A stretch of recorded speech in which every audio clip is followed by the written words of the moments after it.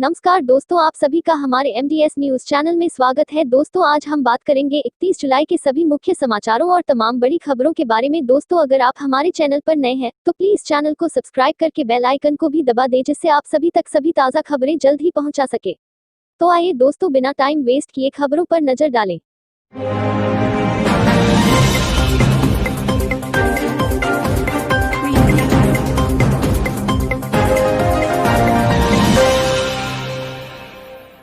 चलिए बढ़ते हैं अगले महत्वपूर्ण अपडेट की ओर। भारत ने नेपाल से कहा, काला पानी इलाके में अपने नागरिकों की अवैध आवाजाही को रोके। भारत ने नेपाल से कहा है कि वह भारतीय क्षेत्र काला पानी, लिम्पियाधुरा, लिपुलेख और गुंजी में अपने नागरिकों की अवैध आवाजाही को रोके।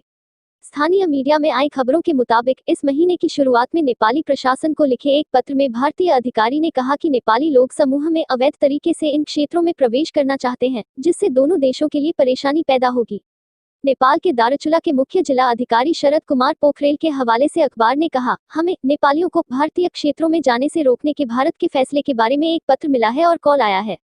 अखबार ने कहा कि अपने जवाब में नेपाली अधिकारियों ने कहा कि काला पानी, लिम्पियाधुरा और गुंजी में उसके नागरिकों की आवाजाही स्वाभाविक है, क्योंकि ये क्षेत्र देश नेपाल से संबंधित हैं। चलिए बढ़ते हैं अगले अपडेट की ओर। कोविड-19 अलवर शहर फिर से 2 सप्ताह के लिए लॉकडाउन, बैंक, बस और शराब ठेकों समेत सब बंद। प्रदेश में तेजी से फैलते कोरोना के संक्रमण ने एक बार फिर सरकार और प्रशासन की नींद उड़ा दी है। प्रदेश के विभिन्न इलाके फिर से लॉकडाउन की जद में आने लग गए हैं। जुलाई माह में प्रदेश में कोरोना के नए हॉटस्पॉट के रूप में उभरे अलवर शहर में गुरुवार तड़के 4 बजे से अगले 2 सप्ताह का लॉकडाउन लगा दिया गया है। यह लॉकडाउन शहर के कोतवाली थाना क्षेत्र में लगाया गया है। अलवर में अब तक 3614 मरीज सामने आ चुके हैं। यहाँ बुधवार को भी 99 संक्रमित लोग सामने आए थे। प्रशासन के अनुसार इस 2 सप्ताह के लॉकडाउन को सफल बनाने के लिए 400 से अधिक पुलिसकर्मी तैनात किए गए हैं। इस लॉकडाउन के दौरान सुबह 7 बजे से 11 बजे तक आवश्यक खाद्य सामग्री की दुकानें खुलेंगी। ईद और रक्षाबंधन तक मिठाई की दुकान भी 4 घंटे ही खुल सकेंगी। स्वतंत्रता दिवस को लेकर भी एक बड़ा अपडेट सामने आया है। स्वतंत्रता दिवस पर होगा कोरोना वॉरियर्स का सत्कार, लाल किले पर होगी बैठने की खास व्यवस्था। कोरोना का असर लाल किला में आयोजित होने वाले स्वतंत्रता दिवस की तैयारियों पर भी पड़ा है। पिछले वर्ष की तुलना में इस बार का समारोह काफी बदला हुआ नजर आएगा। समारोह में आने वाले मेहमानों की संख्या सीमित रहेगी। स्वतंत्रता दिवस के आकर्षण का केंद्र रहने वाले छोटे बच्चे भी नदारद रहेंगे।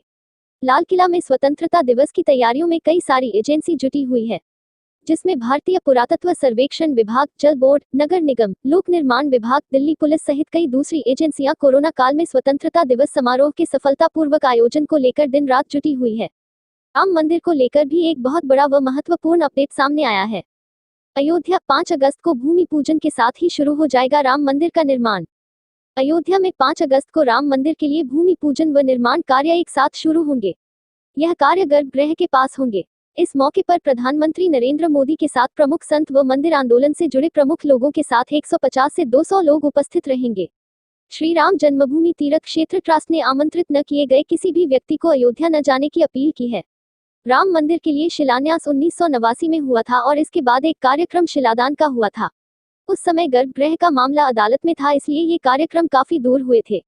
अब मंदिर निर्माण कार्य गर्भगृह से शुरू हो रहा है, तो वहां भूमि पूजन के साथ शिला रखकर निर्माण कार्य भी शुरू कर दिया जाएगा। इसी के साथ एक बड़ा अपडेट सामने आया है।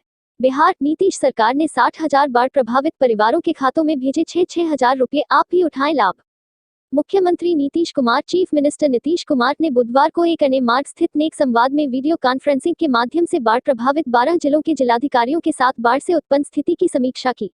आपदा प्रबंधन विभाग के प्रधान सचिव प्रत्यय अमृत ने विस्तृत जानकारी देते हुए बताया कि आज की स्थिति में 12 जिले के 101 प्रखंड के 36 लाख की जनसंख्या बाढ़ से प्रभावित है। उनके लिए बाढ़ राहत शिविर, सामुदायिक किचन की व्यवस्था की गई है और लोगों को राहत पहुंचाई जा रही है। उन्होंने बताया कि अब तक 60,000 बाढ़ से प्रभावित परिवारों के खाते में 6,000 रुपए की ग्रेच्युइट रिलीफ की राशि अंतरित कर दी गई है।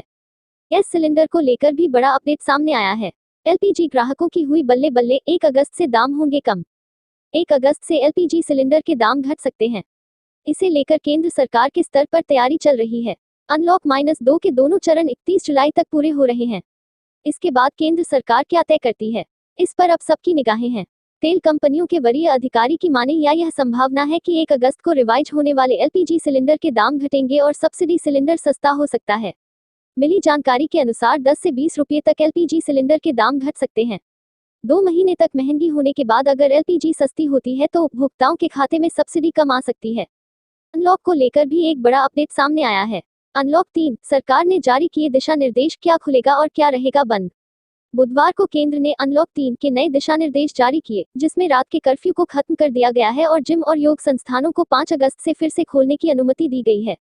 सिनेमा हॉल मालिकों द्वारा हॉल्स को फिर से खोलने की मांग को शासन ने नजरअंदाज कर दिया। नई गाइडलाइंस के तहत थिएटर, बार और क्लब के अभी भी बंद रहेंगे। अनलॉक 2 में रात 10 बजे से सुबह 5 बजे तक कर्फ्यू का आदेश था, इसे अब खत्म कर दिया गया है। अब दुकानें, मॉल और अन्य प्रतिष्ठान रात 10 बजे के बाद खुले रहेंगे, लेकिन उद्योग में बहुत से लोग इस छूट को लेकर उत्साहित नहीं हैं। अन्य प्रतिबंध कम से कम 31 अगस्त तक जारी रहेंगे। स्कूल, कॉलेज और कोचिंग संस्थान बंद रहेंगे। कोई अंतर्राष्ट्रीय हवाई यात्रा या मेट्रो रेल सेवा भी नहीं होगी। राजनीतिक, सामाजिक और सांस्कृतिक बैठकों सहित अन्य सभी बड़ी सभाएं प्रतिबंधित हैं। 15 अगस्त को स्वतंत्रता दिवस समारोह के लिए एक अपवाद बनाया गया है। गृह मंत्रालय ने 21 जुलाई को समारोह आयोजित करने के लिए दिशा निर्देश जारी किए थे ताकि सामाजिक दूरियों के मानदंडों को बनाए रखा जा सके और लाल किले में राष्ट्रीय राजधानी और राज्यों और जिलों में प्रतिभागियों की संख्या पर नजर रखी जा सके। चलिए बढ़ते अगले अपडेट की ओर। राफेल के भारत पहुंचते ही खौफ में आया पाकिस्तान, इमरान ने लगाई वैश्विक समुदाय से गुहार। भारत का पिछले करीब 2 दशक में नए अत्याधुनिक नए लड़ाकू विमानों का इंतजार बुधवार को उस समय खत्म हो गया है जब 5 राफेल फाइटर जेट्स की पहली खेप भारत पहुंची। शानदार क्षमता रिकॉर्ड वाले राफेल लड़ाकू विमानों को दुनिया के सर्वाधिक शक्तिशाली लड़ाकू विमानों में से एक माना जाता है। राफेल के भारत पहुंचते ही पड़ोसी परेशान ना हो, ऐसा हो नहीं सकता है। अब भारत को राफेल मिलने के बाद पाकिस्तान खौफ में आ गया है। खुद पाकिस्तानी विदेश मंत्रालय ने राफेल को लेकर चिंता जताई है और वैश्विक समुदाय से गुहार लगाई है। चलिए बढ़ते अगले अपडेट की ओर। सेना पर चली गोलियां, नहीं रहे हमारे ये जवान, आतंकियों ने खेला खूनी खेल। मणिपुर में बड़ी आतंकी हमला हो गया है। यहां सेना की एक टीम पर घात लगाकर हमला किया गया है। भारत म्यांमार सीमा पर उग्रवादी समूहों के खिलाफ ऑपरेशन के दौरान हमले में 3 जवान शहीद हो गए और 4 की हालत नाजुक बताई जा रही है। सूत्रों से मिली जानकारी के मुताबिक म्यांमार की सीमा से लगे चंदेल में स्थानीय समूह पीपुल्स लिबरेशन आर्मी के आतंकवादियों द्वारा घात लगाकर हमला किया गया। इस हमले में 4 असम राइफल्स यूनिट के 3 कर्मी शहीद हो गए और 4 लोग घायल हो गए हैं। सूत्रों से मिली जानकारी के मुताबिक आतंकवादियों ने पहले आईईडी विस्फोट किया और फिर सैनिकों पर गोलीबारी की। इम्फाल से 100 किलोमीटर दूर उस क्षेत्र में रेनफोर्समेंट भेजी गई है।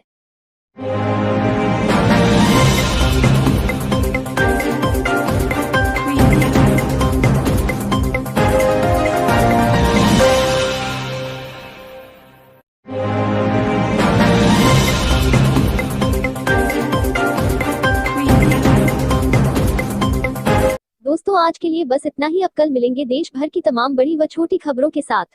दोस्तों अगर आप हमारे चैनल पर नए हैं तो प्लीज चैनल को सब्सक्राइब करके बेल आइकन को भी दबा दें, जिससे आप सभी तक सभी ताज़ा खबरें जल्द ही पहुंचा सके।